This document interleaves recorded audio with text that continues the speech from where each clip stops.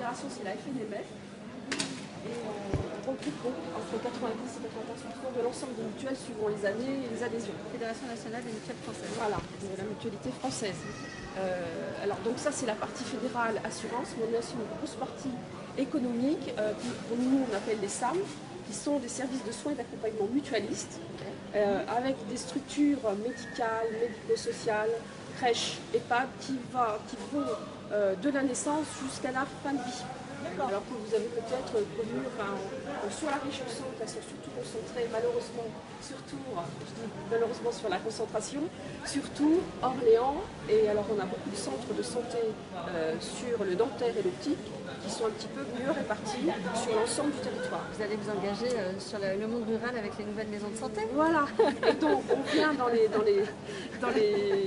marchés, dans les endroits où justement nous on a une problématique, on a perçu une problématique sur l'accès à la santé, une problématique sur l'accès aux soins, et puis les déserts médicaux, mais ça je ne veux pas rien, vous êtes sur place, plus que moi, et donc voilà, on vient vous interpeller et vous poser nos questions, gentiment, simplement, sur des régions comme Courtenay.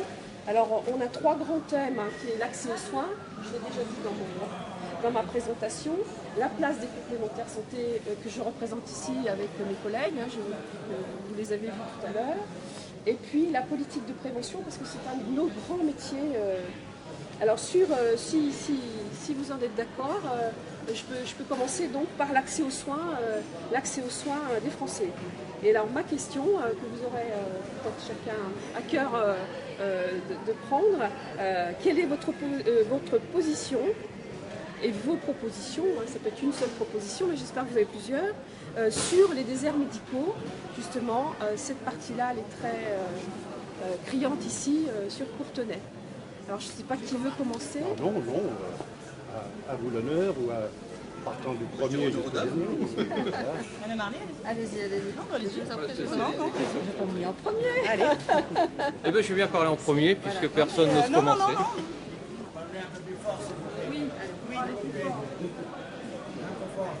Alors, j'y vais, parce que la désertification médicale, c'est quelque chose qui nous tient à cœur sur notre territoire. Je suis maire d'une commune rurale de Saint-Germain-des-Prés. Quand je suis arrivé il y a 3 ans, il n'y avait plus un professionnel de santé sur notre territoire. En moins de 3 ans, on a déjà créé une mutuelle communale. On a été la 2e commune de France à créer cette mutuelle communale, qui a fait énormément d'émules, puisque maintenant, il y a énormément de villages qui ont signé cette mutuelle communale.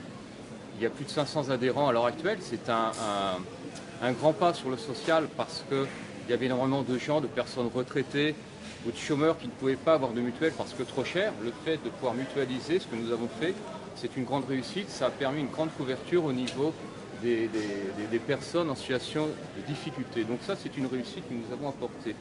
On a également apporté sur notre commune 4 kinésithérapeutes qui sont venus, dont 2 jeunes qui sortent d'études dans un grand centre de kiné, avec pièces vestibulaires et balnéothérapie. Et nous sommes en cours de réalisation d'une maison de santé pluridisciplinaire qui accueillera dans les mois à venir 3 professionnels de santé, 3 médecins généralistes dans une jeune qui sort d'études, 4 infirmières, une diététicienne, 2 sages-femmes, et nous devrions annoncer bientôt la signature d'une 4e jeune médecin sortant également d'études. Donc c'est la preuve sur la commune, c'est intercommunal, puisqu'il a voulu que ce projet soit intercommunal, c'est ce que propose le PS. Et c'est la preuve qu'on peut lutter contre cette désertification médicale. On peut lutter, il faut le prendre à bras-le-corps. C'est un travail énorme que j'ai fait en partenariat avec la région Centre. On peut battre cette désertification médicale. Je dis toujours que la désertification médicale, ce n'est pas le mal du médecin, c'est le mal de l'élu qui ne comprend pas les relations qu'il doit avoir avec le professionnel. Une maison de santé, c'est un travail... Oui, c'est déjà un travail avec les médecins, avec les professionnels de santé, ce que nous avons fait et ce que nous proposons d'étendre pour réaliser ces maisons de santé pluridisciplinaires. Il n'y a pas de fatalité, aucune. On peut trouver des jeunes médecins qui viennent sur la région. Moi, je reprends sur ce que dit Christophe Boutou sur la volonté politique.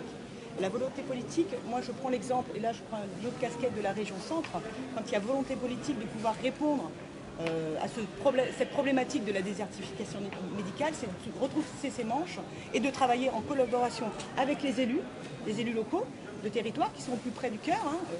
Je pense notamment à Saint-Germain-des-Prés, mais on a d'autres maisons de santé pluridisciplinaires.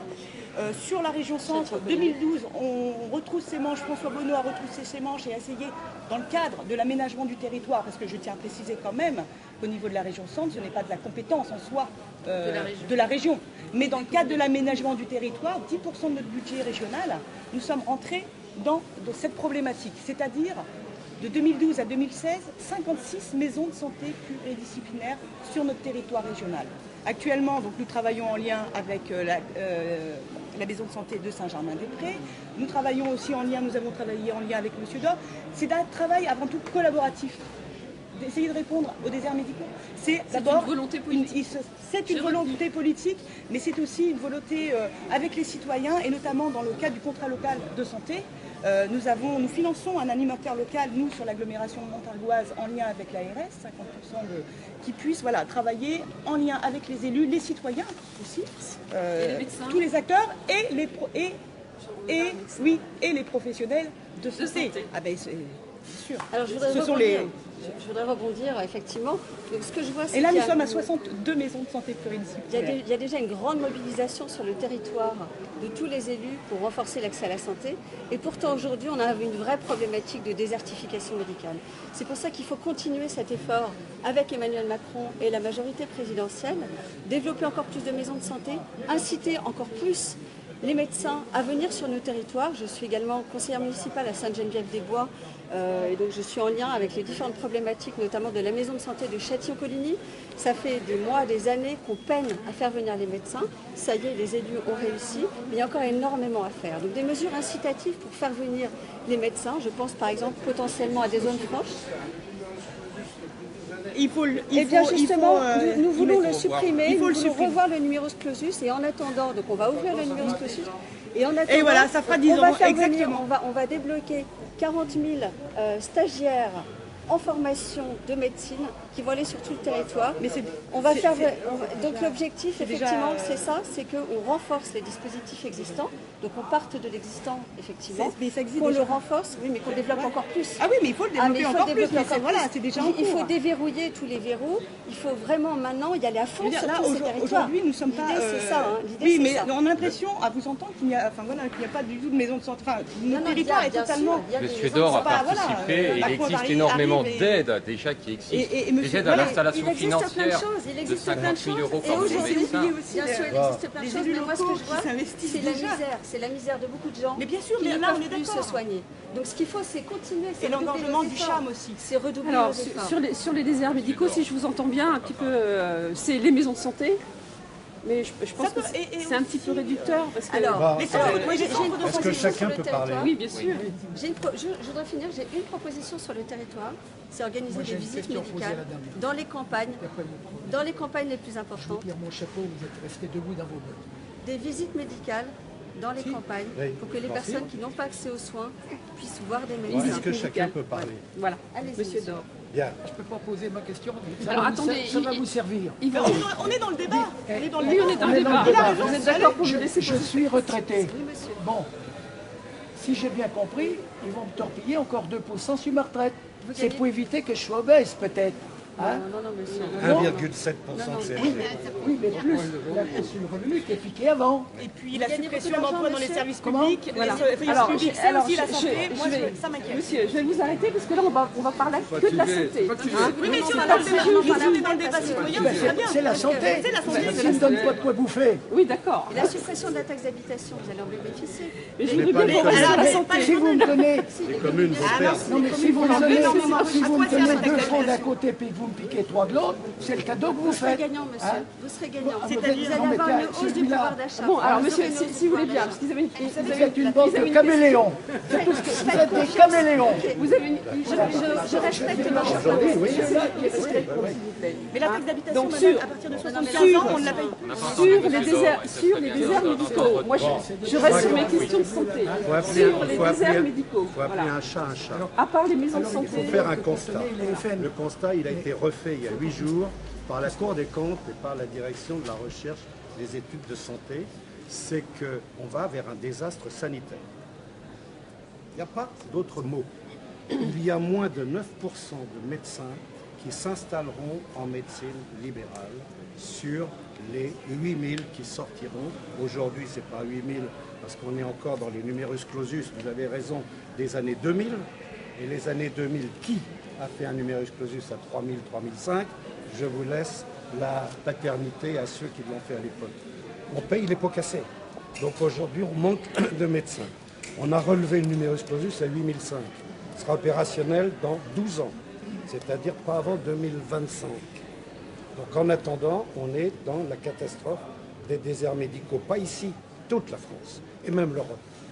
On est en difficulté d'installation de médecins en médecine libérale. Les médecins qui sortent aujourd'hui, comment un peu moins? En Europe, non mais même en Europe, rester sur le, même en Europe. Mais et oui, le problème en Europe, on a la même chose, en Allemagne, on a la même chose, en Belgique.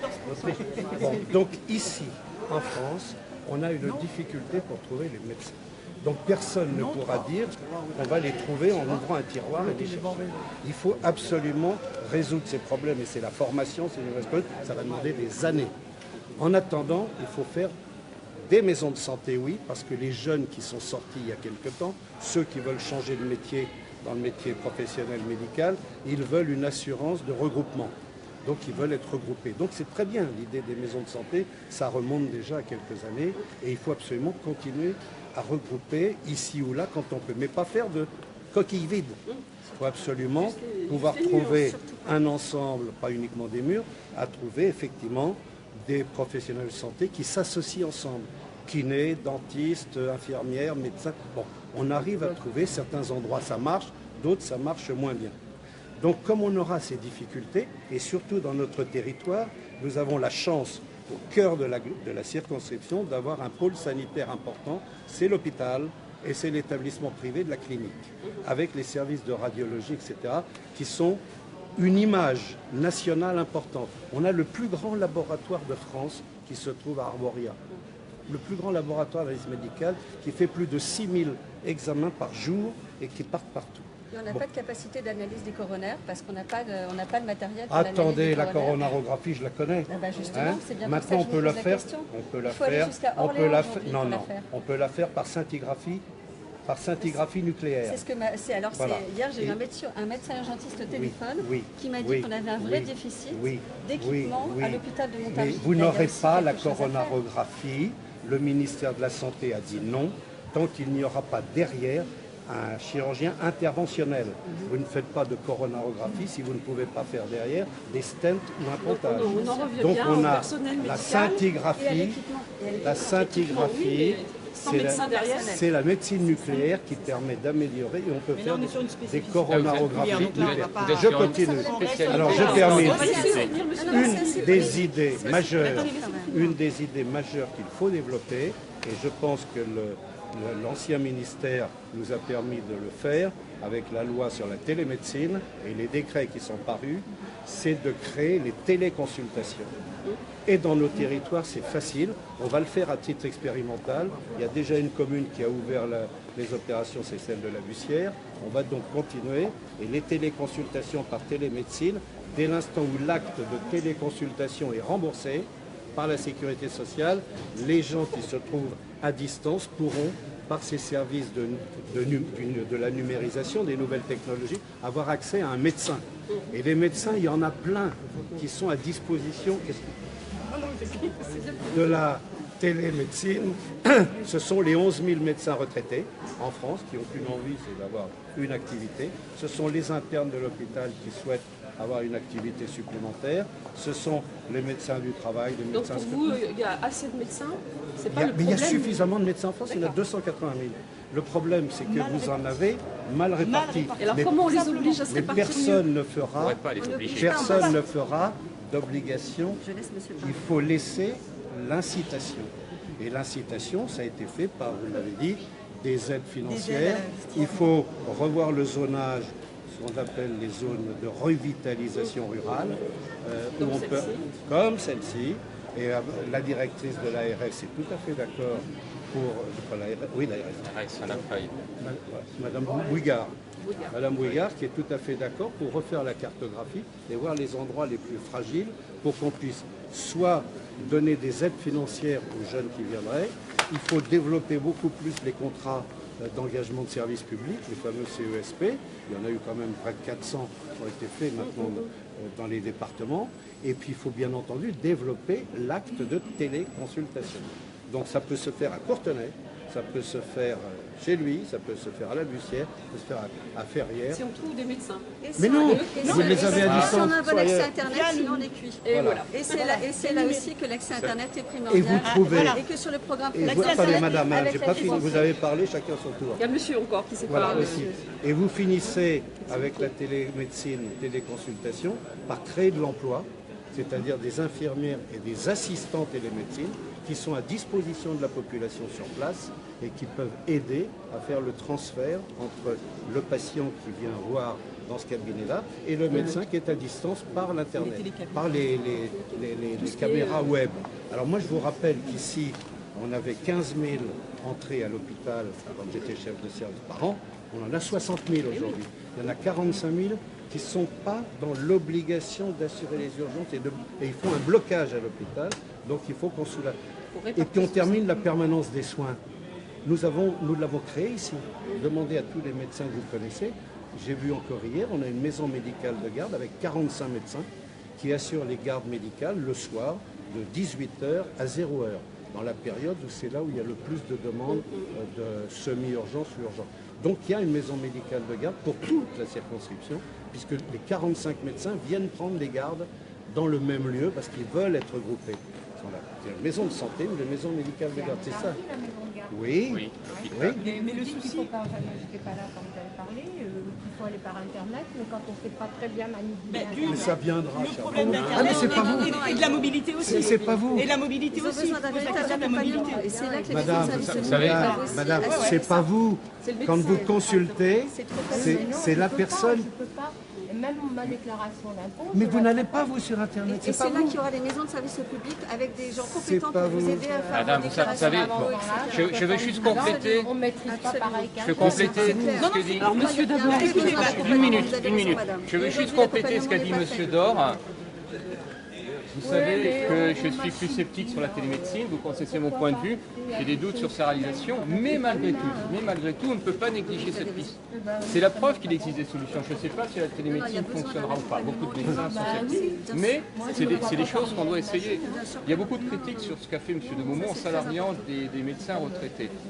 C'est peut-être pas la bonne solution, mais ça fait partie des solutions possibles. Il y a des solutions. Il n'y a pas de solution miracle, de toute Il n'y a pas façon. de solution miracle, mais c'est à nous, élus, de nous battre pour les faire venir sur ce territoire. oui, mais en lien avec les Pour que le professionnels de travail santé soit par mieux rapport aussi à rémunéré, leurs revendications, les oui, personnes alléger leurs âgées tâches n'ont pas administratives. accès à Allez-y, on vous laisse parler parce que vous n'avez pas parlé C'est encore. vraiment la simplification administrative, c'est ça.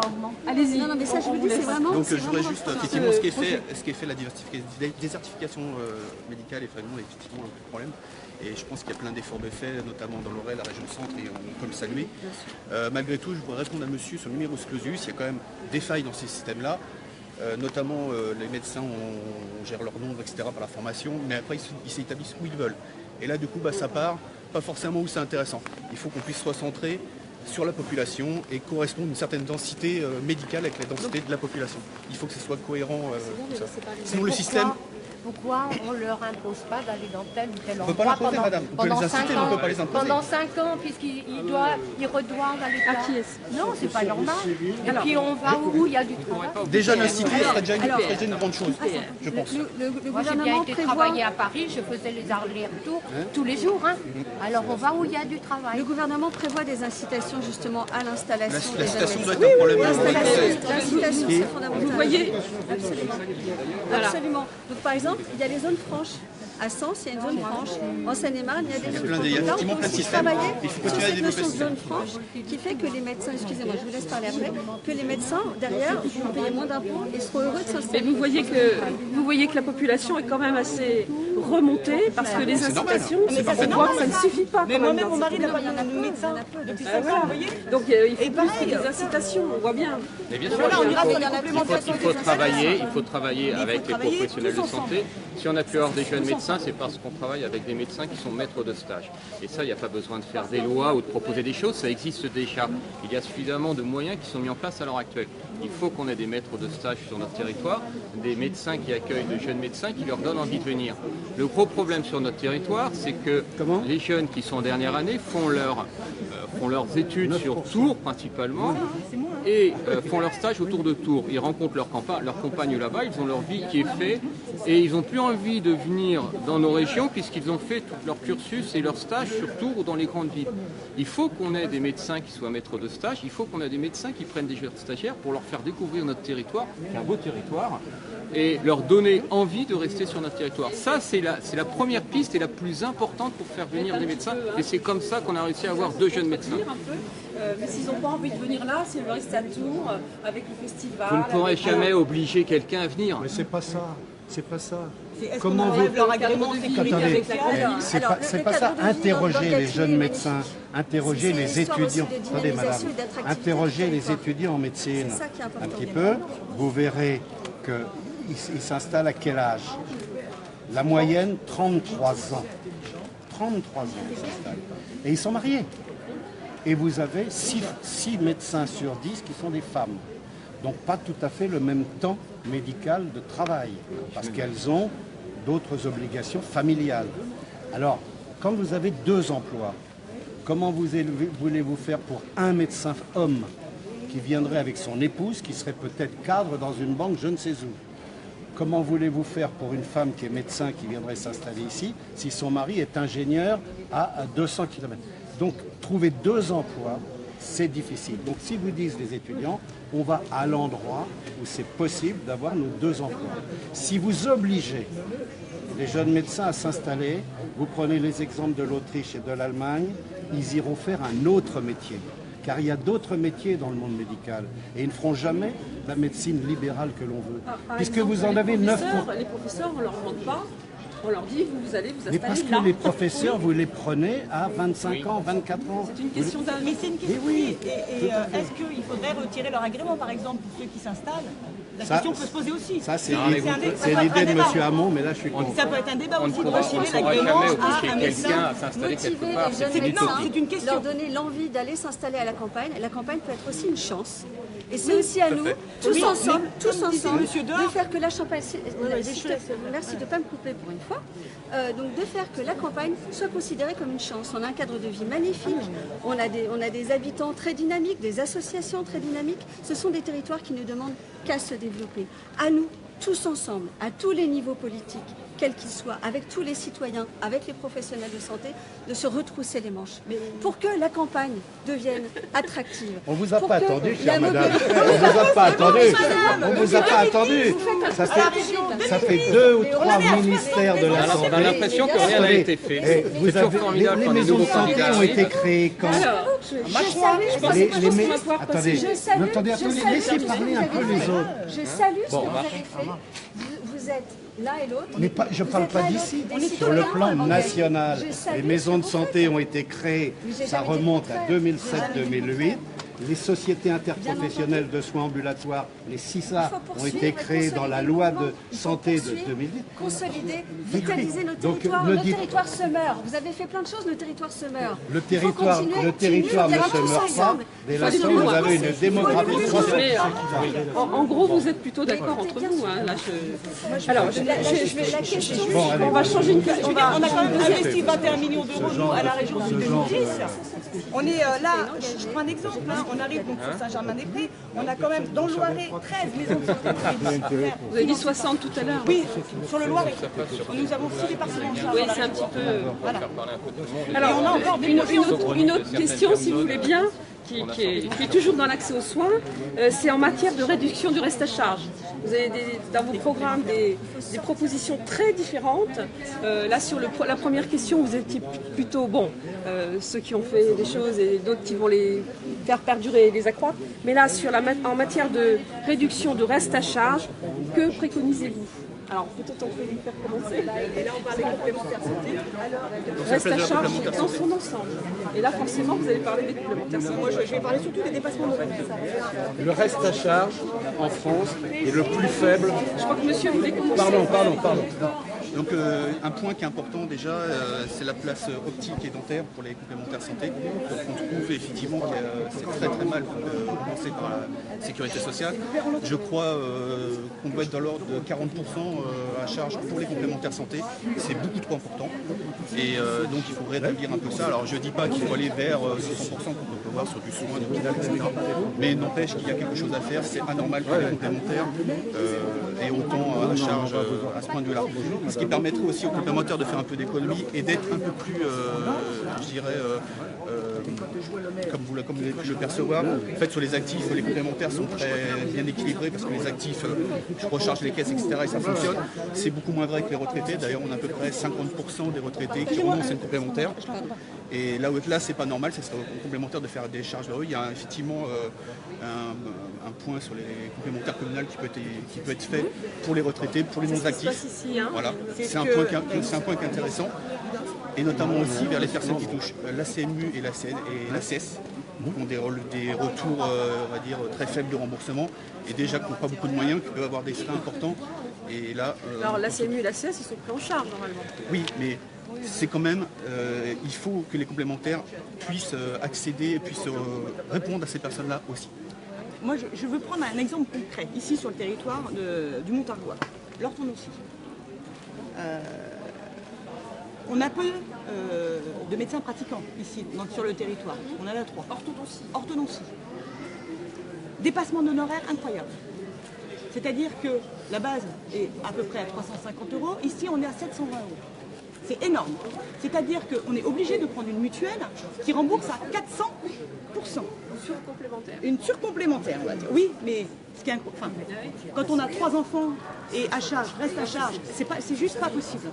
Donc ça, l'orthodontie, l'optique, ça doit être à 100% remboursé par la sécurité sociale. Peut-être un petit dosage de complémentaires santé, mais là, c'est juste incroyable parce que quand vous êtes à Paris, que l'orthodontie vous coûte 350 € remboursé à 160 par la Sécu, 160 par la complémentaire santé. Vous êtes à Montargis, vous payez 750 € d'orthodontie, c'est le double. Donc, vous imaginez ce qu'empoche le médecin spécialiste, mais il a le monopole ici, il n'a pas de souci. Il n'a pas de souci. Donc voilà, ça aussi, il va falloir, sérieusement. Alors, je prends Madame Guillet. Le constat, c'est vrai que la dernière loi qui aurait dû normalement limiter les restes à charge avec le contrat d'accès aux soins, etc., c'est un échec puisque ça a provoqué l'inverse. Ça veut dire que certains même ont dépassé alors qu'ils n'étaient pas dans le secteur. C'est le problème des complémentaires. C'est le problème de toutes les complémentaires. Aujourd'hui, en France, vous avez un remboursement de l'assurance obligatoire qui est à 77% en moyenne. Vous avez 13% pour les mutuelles complémentaires, c'est-à-dire toutes les 600 mutuelles qui existent en France, et vous avez un reste à charge qui est le plus faible du monde. Le reste à charge est le plus faible du monde. Malheureusement, il faut essayer de tendre vers zéro. Et ça, il faut se donner tous les moyens pour tendre vers zéro. Le problème des mutuelles, et ça a été remis en cause au moment des débats, en se demandant ce qu'il fallait faire, fallait-il les supprimer, pas les supprimer. Elles sont nécessaires et indispensables. Mais on leur a donné un pouvoir qui n'aurait pas dû être, c'est les contrats responsables et solidaires, qui sont, si vous augmentez, si vous sortez du cadre conventionnel normal, on vous taxe, donc restez dans le contrat normal, solidaire et responsable, et à ce moment-là, vous avez augmenté les cotisations. Et des cotisations qui font un mal terrible dans la population. Donc il faut revenir là-dessus.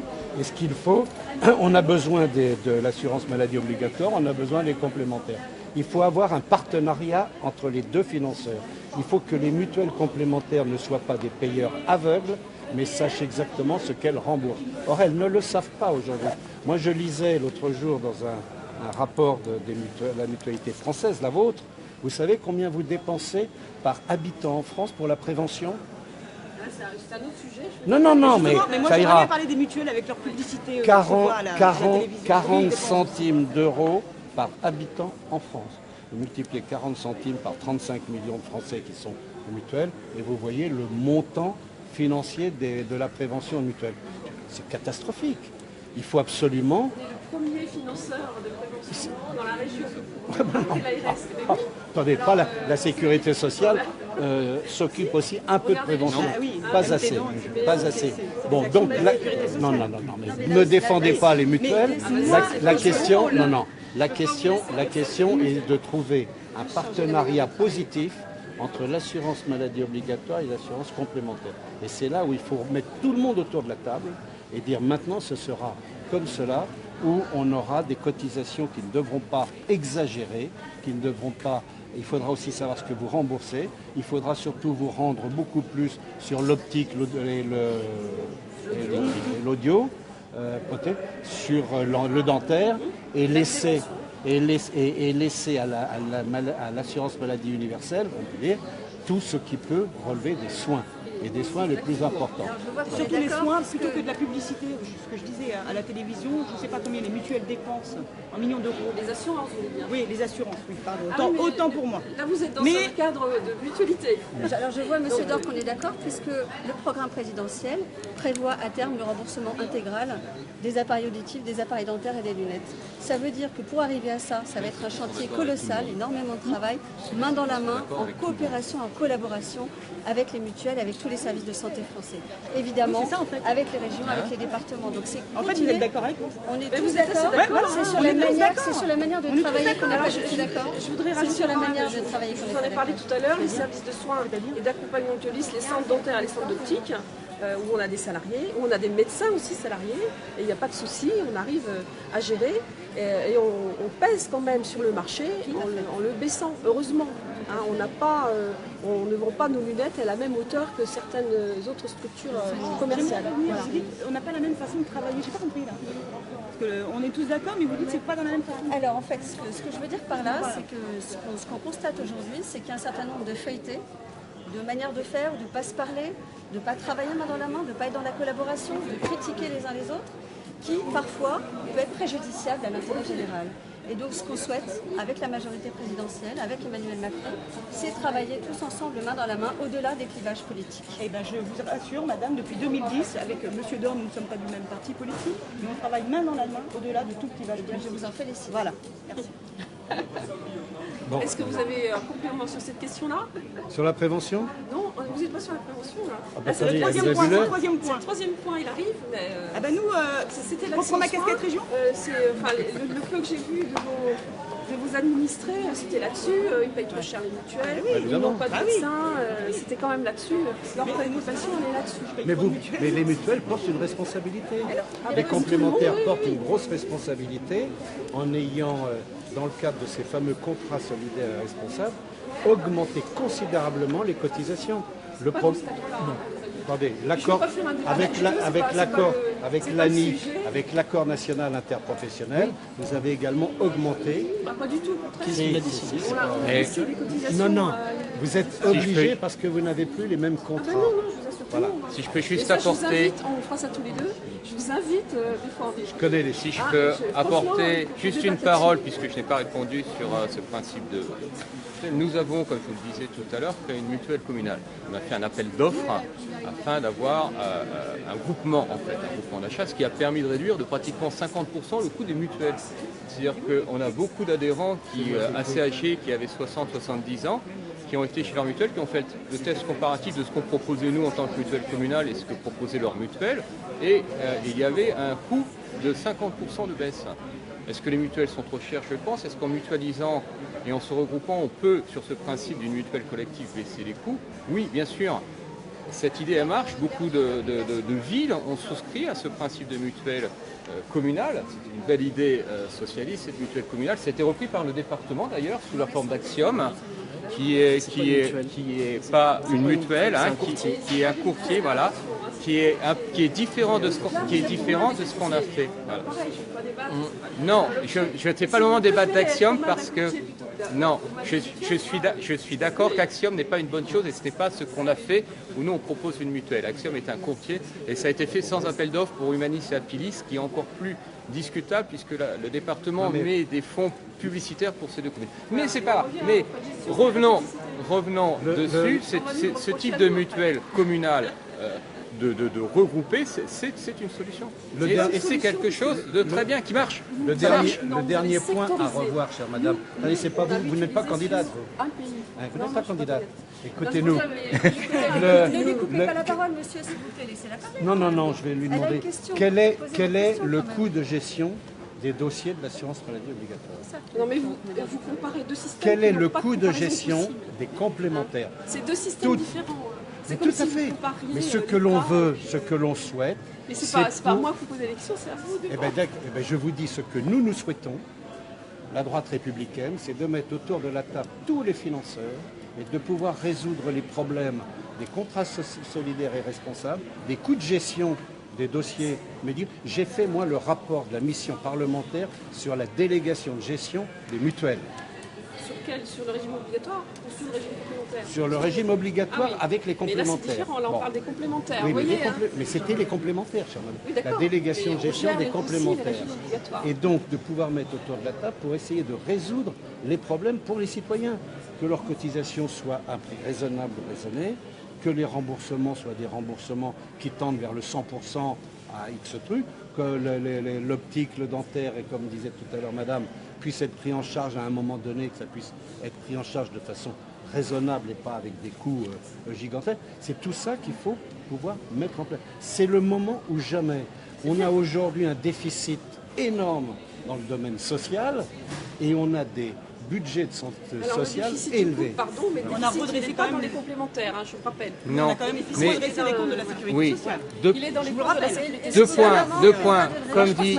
Comme dit Jalila, les comptes ont été redressés. Et une petite chose, oui, la santé, ça coûte cher. Ça coûte cher à ceux qui se font soigner, ça coûte cher à l'État. Bien sûr que la sécurité sociale est en déficit. Mais qu'est-ce qu'on veut? Est-ce qu'on veut être... Pas tout à fait, mais les comptes ont été redressés. Mais qu'est-ce qu'on veut? Est-ce qu'on veut être soigné et est-ce qu'on veut être... Attendez, est-ce qu'on veut être soigné et remboursé?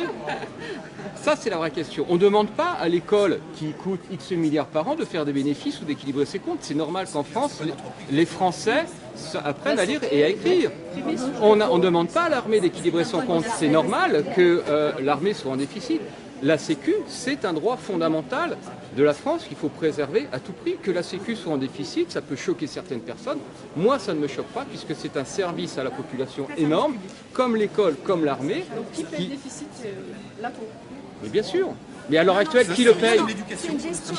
Qui le paye? C'est une gestion raisonnée Qui le de paye l'État. à l'heure Non, actuelle? C'est là que le gouvernement va faire aussi des Alors, économies madame, avec une gestion raisonnée de l'État, une gestion beaucoup plus fine et beaucoup plus pertinente.